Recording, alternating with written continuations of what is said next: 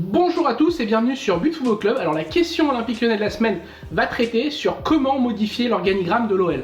Car c'est la vraie question qui occupe l'esprit des supporters.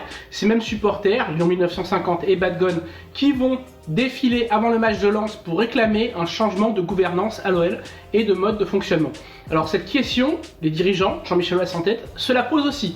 Comment remettre en place le schéma pour ramener l'OL vers une dynamique de gagne. Jean-Michel Aulas, je pense, est sur la bonne voie concernant ses idées, à savoir remettre en place un directeur sportif.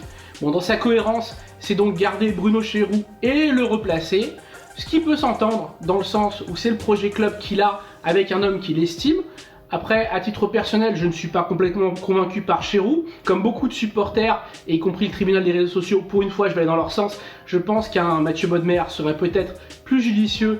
Vu le travail qu'il fait au Havre, c'est plutôt intéressant.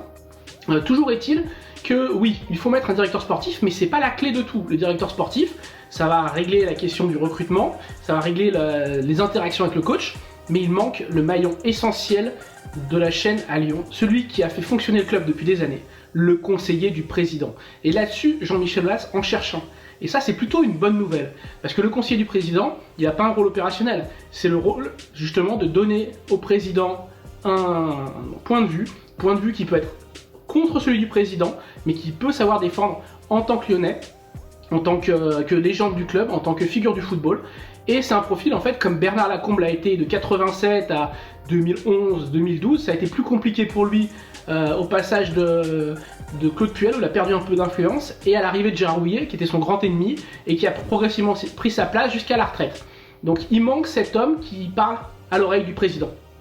Cet homme, voilà, c'était pendant longtemps Gérard Houllier, mais Gérard Houllier est décédé alors qu'il occupait ce poste et il n'a jamais été remplacé. Aujourd'hui, il manque cette personne qui parle à la fois au coach, au directeur sportif, au recruteur, au financier, qui fait l'unanimité, qui fait le lien entre ces gens-là et surtout qui leur permet de s'entendre. Cette personne-là, il faut la trouver. Il faut que ça soit un ancien Lyonnais. J'ai vu passer deux noms qui sont sortis justement les deux favoris, Sonny Anderson et Edmilson.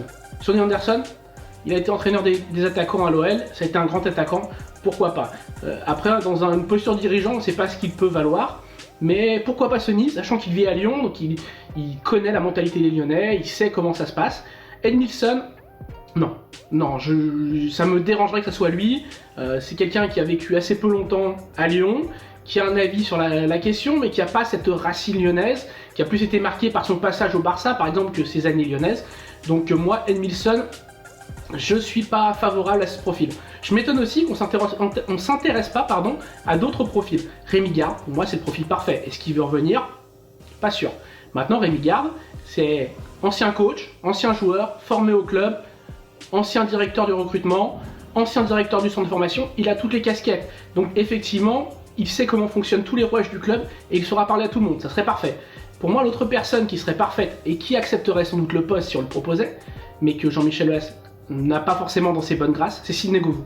Et c'est dommage parce que Sidney Govou, c'est quelqu'un de relativement intelligent, c'est quand même quelqu'un qui a eu un bac S, pour un footballeur c'est énorme.